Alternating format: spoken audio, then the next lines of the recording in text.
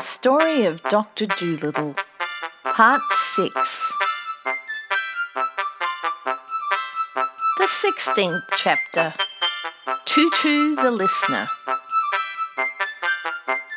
Having thanked the sharks again for their kindness, the doctor and his pets set off once more on their journey home in the swift ship with the 3 red sails. As they moved out into the open sea, the animals all went downstairs to see what their new boat was like inside, while the doctor leant on the rail at the back of the ship with a pipe in his mouth, watching the Canary Islands fade away in the blue dusk of the evening. While he was standing there wondering how the monkeys were getting on and what his garden would look like when he got back to Puddleby, Dab came tumbling up the stairs, all smiles and full of news. Doctor, this ship of the pirates is simply beautiful. Absolutely. The beds downstairs are made of primrose silk, with hundreds of big pillows and cushions. There are thick, soft carpets on the floors. The dishes are made of silver, and there are all sorts of good things to eat and drink. Special things. The larder, well, it's just like a shop, that's all. You never saw anything like it in your life. Just think, they kept 5 different kinds of sardines, those men. Come and look. Oh, and we found a little room down there with the door locked, and we are all crazy to get in and see what's inside. Jip says it must be where the pirates kept their treasure, but we can't open the door. Come down and see if you can let us in. So the doctor went downstairs and he saw that it was indeed a beautiful ship. He found the animals gathered round a little door, all talking at once, trying to guess what was inside. The doctor turned the handle, but it wouldn't open. Then they all started to hunt for the key. They looked under the mat. They looked under all the carpets. They looked in all the cupboards and drawers and lockers, in the big chests in the ship's dining room. They looked everywhere. While they were doing this, they discovered a lot of new and wonderful things that the pirates must have stolen from other ships. Cashmere shawls as thin as a cobweb, embroidered with flowers of gold, jars of fine tobacco from Jamaica, carved ivory boxes full of Russian tea, an old violin with a string broken, and a picture in the back, a set of big chessmen carved out of coral and amber, a walking stick which had a sword inside it when you pulled the handle, 6 wine glasses with turquoise and silver round the rims, and a lovely great sugar bowl made of mother of pearl. But nowhere in the whole boat could they find a key to fit that lock. So they all came back to the door, and Jip peered through the keyhole, but something had been stood against the wall on the inside, and he could see nothing. While they were standing around, wondering what they should do, the owl, Tutu, suddenly said, "Shh! Listen, I do believe that there's someone in there." They all kept still a moment. Then the doctor said, "You must be mistaken, Tutu. I don't hear anything." I'm sure of it. Shh! There it is again. Don't you hear that? No, I do not. What kind of a sound is it? I hear the noise of someone putting his hand in his pocket. But that hardly makes any sound at all. You couldn't hear that out here. Pardon me, but I can. I tell you there is someone on the other side of the door putting his hand in his pocket. Almost everything makes some noise, if your ears are sharp enough to catch it. Bats can hear a mole walking in his tunnel under the earth, and they think they're good hearers. but we owls can tell you using only one ear the colour of a kitten from the way it winks in the dark. Well, you surprise me. That's very interesting. Listen again and tell me what she's doing now. I'm not sure yet if it's a man at all. Maybe it's a woman. Lift me up and let me listen at the keyhole, and I'll soon tell you. So the doctor lifted the owl up and held her close to the lock of the door. After a moment, Tutu said, Now he's rubbing his face with his left hand. It is a small hand and a small face. It might be a woman. No. Now he pushes his hair back off his forehead. It's a man, all right. Women sometimes do that. Sure. But when they do, their long hair makes quite a different sound. Shh. Make that fidgety pig keep still. Now, all hold your breath a moment so I can listen well. This is very difficult what I'm doing now, and the pesky door is so thick. Shh. Everybody, quiet still. Shut your eyes and don't breathe. Tutu leaned down and listened again very hard and long. At last she looked up into the doctor's face and said, The man in there is unhappy. He weeps. He has taken care not to blubber or sniffle, lest we should find out he's crying. But I heard, quite distinctly, the sound of a tear falling on his sleeve. How do you know it wasn't a drop of water falling off the ceiling on him? said Gub Gub. Shah! Such ignorance. A drop of water falling off the ceiling would have made 10 times as much noise. Well, if the poor fellow's unhappy, we've got to get in and see what's the matter with him. Find me an axe and I'll chop the door down. The 17th chapter. The Ocean Gossips. Right away an axe was found, and the doctor soon chopped a hole in the door big enough to clamber through. At first, he could see nothing at all. It was so dark inside. So, he struck a match. The room was quite small, no window, the ceiling low. For furniture there was only one little stool. All round the room, big barrels stood against the walls, fastened at the bottom so they wouldn't tumble with the rolling of the ship. And above the barrels, pewter jugs of all sizes hung from wooden pegs. There was a strong winey smell, and in the middle of the floor sat a little boy, about 8 years old, crying bitterly. I declare it's the pirate's long room, said Jip in a whisper. Yes, very wrong. The smell makes me giddy. The little boy seemed rather frightened to find a man standing there before him, and all those animals staring in through the hole in the broken door. But as soon as he saw John Dolittle's face by the light of the match, he stopped crying and got up. You aren't one of the pirates, are you? And when the doctor threw back his head and laughed long and loud, the little boy smiled too and came and took his hand. You laugh like a friend, not like a pirate. Could you tell me where my uncle is? I'm afraid I can't. When did you see him last? It was the day before yesterday. I and my uncle were out fishing in our little boat when the pirates came and caught us. They sunk our fishing boat and brought us both onto the ship.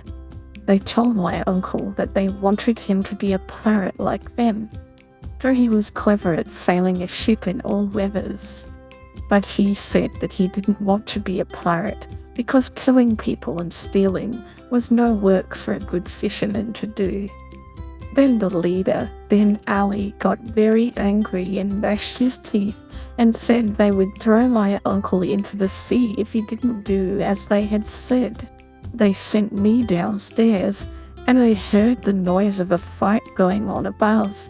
And when they let me come up again next day, my uncle was nowhere to be seen. I asked the pirates where he was, but they wouldn't tell me.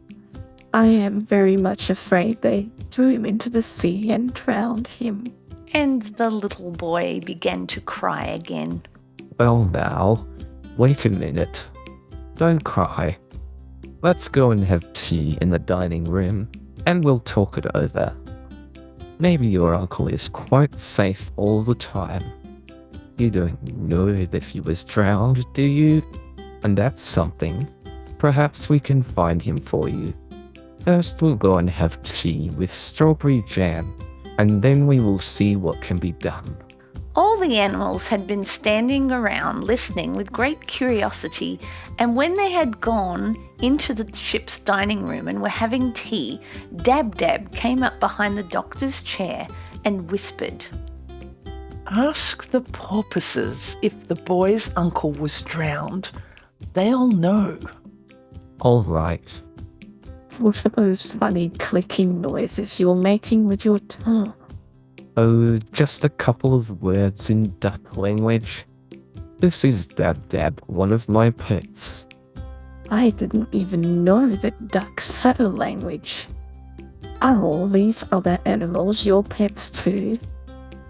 What is that strange looking thing with two heads? Shh. That is the pushmi-pullu. Don't let him see we're talking about him. He gets so dreadfully embarrassed.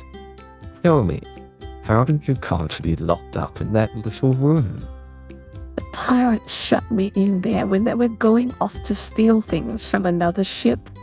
When I heard someone chopping on the door, I didn't know who it could be. I was very glad to find it was you.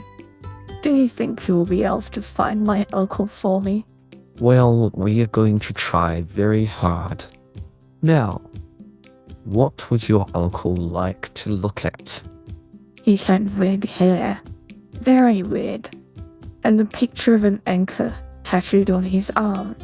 He was a strong man, a kind uncle and the best sailor in the South Atlantic. His fishing boat was called the Saucy Sally, a cutter-rigged sloop. What's a cutter-rigged sloop? whispered Gub, turning to Jip. That's the kind of a ship the man had. He'd still catch you. Is that all? I thought it was something to drink.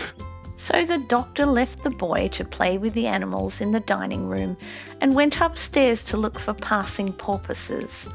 And soon a whole school came dancing and jumping through the water on their way to Brazil. When they saw the doctor leaning on the rail of his ship, they came over to see how he was getting on. And the doctor asked them if they had seen anything of a man with red hair and an anchor tattooed on his arm. "Do you mean the master of the Saucy Sally?" Yes, that's the man. Has he been drowned?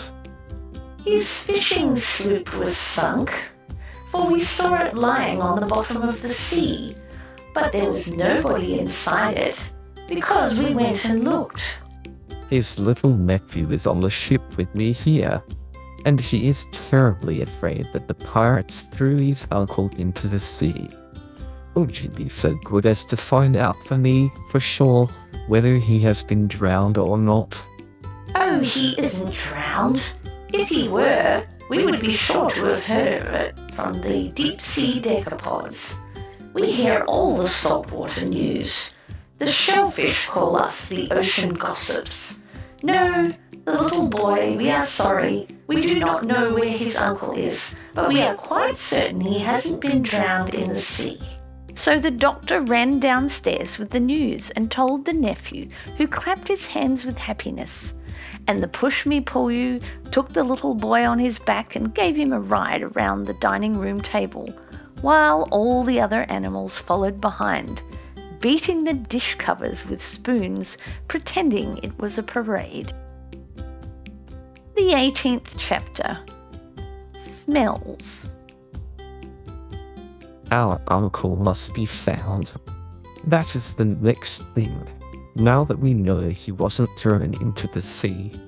Then Dab came up to him again and whispered, Ask the eagles to look for the man. No living creature can see better than an eagle.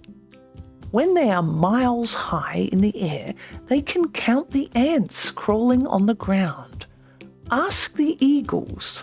So the doctor sent one of the swallows off to get some eagle, and in about an hour, the little bird came back with 6 different kinds of eagles. A black eagle, a bald eagle, a fish eagle, a golden eagle, an eagle vulture, and a white-tailed sea eagle. Twice as high as the boy they were, each one of them, and they stood on the rail of the ship like round-shouldered soldiers, in a row, stern and stiff, while their great gleaming black eyes shot darting glances here and there and everywhere. Gub was scared of them and got behind a barrel. He said he felt as though those terrible eyes were looking right inside of him to see what he had stolen for lunch. And the doctor said to the eagles, A man has been lost, a fisherman with red hair and an anchor marked on his arm. Would you be so kind as to see if you can find him for us? This boy is the man's nephew. Eagles do not talk very much, and all they answered in their husky voices was, You may be sure that we will do our best for John Dolittle. Then they flew off, and Gub came out from behind his barrel to see them go. Up and up and up they went, higher and higher, and higher still. Then, when the doctor could only just see them, they parted company and started going off all different ways, north, east, south and west, looking like tiny grains of black sand creeping across the wide blue sky. My gracious, what a height. I wonder they don't scorch their feathers so near the sun. They were gone a long time, and when they came back it was almost night, and the eagles said to the doctor, We have searched all the seas and all the countries and all the islands and all the cities and all the villages in this half of the world, but we have failed. In the main street of Gibraltar, we saw 3 red hares lying on a wheelbarrow before the baker's door. But they were not the hairs of a man. They were the hairs of a fur coat. Nowhere on land or water could we see any sign of this boy's uncle. And if we could not see him, then he is not to be seen. For John Dolittle, we have done our best. Then the 6 great birds flapped their big wings and flew back to their homes in the mountains and the rocks. Well, what are we going to do now? The boy's uncle must be found. There's no 2 ways about that. The lad isn't old enough to be knocking around the world by himself. Boys aren't like ducklings.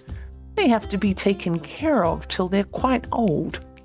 I wish Chi-Chi were here. He would soon find the man. Good old Chi-Chi. I wonder how he's getting along. If we only had Polynesia with us, she would soon think of some way. Do you remember how she got us all out of prison the second time? My, but she was a clever one. I don't think so much of those eagle fellows. They're just conceited. They may have very good eyesight and all that, but when you ask them to find a man for you, they can't do it. And they have the cheek to come back and say that nobody else could do it. They're just conceited, like that collie in Puddleby. And I don't think a whole lot of those gossipy old porpoises either. All they could tell us was that the man isn't in the sea. We don't want to know where he isn't. We want to know where he is. Oh, don't talk so much. It's easy to talk, but it isn't so easy to find a man when you have got the whole world to hunt him in. Maybe the fisherman's hair has turned white, worrying about the boy, and that was why the eagles didn't find him. You don't know everything, you're just talking. You're not doing anything to help. You couldn't find the boy's uncle any more than the eagles could. You couldn't do as well. Couldn't I? That's all you know, you stupid piece of warm bacon. I haven't begun to try yet, have I? You wait and see. Then Jip went to the doctor and said, Ask the boy if he has anything in his pockets that belong to his uncle, will you please? So the doctor asked him, and the boy showed him a gold ring which he wore on a piece of string around his neck because it was too big for his finger. He said that his uncle gave it to him when they saw the pirates coming. Jip smelt the ring and said, That's no good. Ask him if he has anything else that belonged to his uncle. Then the boy took from his pocket a great big red handkerchief and said, This is my uncle's too. As soon as the boy pulled it out, Jip shouted, Snuff, by jingo. Black rapie snuff. Don't you smell it? His uncle took snuff. Ask him, doctor. The doctor questioned the boy again and he said, Yes, my uncle took a lot of snuff. Fine. The man's as good as found. Jolly as easy as stealing milk from a kitten. Tell the boy I'll find his uncle for him in less than a week. Let's go upstairs and see which way the wind is blowing. But it's dark now. You can't find him in the dark. I don't need any light to look for a man who smells of black rapie snuff. If the man had a hard smell like string now or hot water, it would be different. But snuff? Tut. Does hot water have a smell? Certainly it has. Hot water smells quite different from cold water. It's warm water or ice that has the really difficult smell. Why, I once followed a man for 10 miles on a dark night by the smell of the hot water he had used to shave with, for the poor fellow had no soap. Now then, let us see which way the wind is blowing. Wind is very important in long-distance smelling. It mustn't be too fierce a wind, and of course, it must blow the right way. A nice, steady, damp breeze is the best of all. Ha! This wind is from the north. Then Jip went up to the front of the ship and smelt the wind, and he started muttering to himself. Spanish onions. Kerosene oil. Wet raincoats. Crushed laurel leaves. Rubber burning. Lace curtains being washed. No, my mistake. Lace curtains hanging out to dry. And foxes. Hundreds of them. Cubs. And can you really smell all those different things in this one wind? Why, of course. And those are only a few of the easy smells, the strong ones. Any mongrel could smell those with a cold in the head. Wait now, and I'll tell you some of the hardest scents that are coming from this wind. A few of the dainty ones. Then the dog shut his eyes tight, poked his nose straight up in the air and sniffed hard with his mouth half open. For a long time he said nothing. He kept as still as a stone. He hardly seemed to be breathing at all. When at last he began to speak, it sounded almost as though he was singing, sadly, in a dream. Pigs. Old yellow pigs crumbling with age in a garden wall. The sweet breath of young cows standing in a mountain stream. The lid roof of a dovecote. Or perhaps a granary with the midday sunlight. Black kid gloves lying in a bureau drawer of walnut wood. A dusty road with a horse's drinking trough beneath the sycamores, little mushrooms bursting through the rotting leaves, and Any parsnips? no. You always think of things to eat. No parsnips whatever, and no snuff. Plenty of pipes and cigarettes and a few cigars, but no snuff.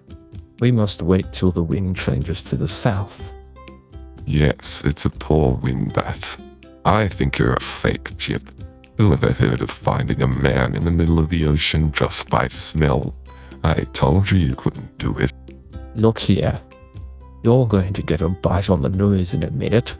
You needn't think that just because the doctor won't let us give you what you deserve, that you can be as tricky as you like. Stop quarreling. Stop it. Life's too short. Tell me, Jip, where do you think those smells are coming from? From Devon and Wales, most of them. The wind is coming that way. Well, you know, that's really quite remarkable. Right. I must make a note of that for my new book. I wonder if you could train me to smell as well as that. But no, perhaps I'm better off the way I am. Enough is as good as a feast, they say. Let's go down for supper. I'm quite hungry. So am I. End of part 6. If you are enjoying these stories, please take the time to click the like button, or subscribe, or leave a comment, or share this channel with your friends. Thank you.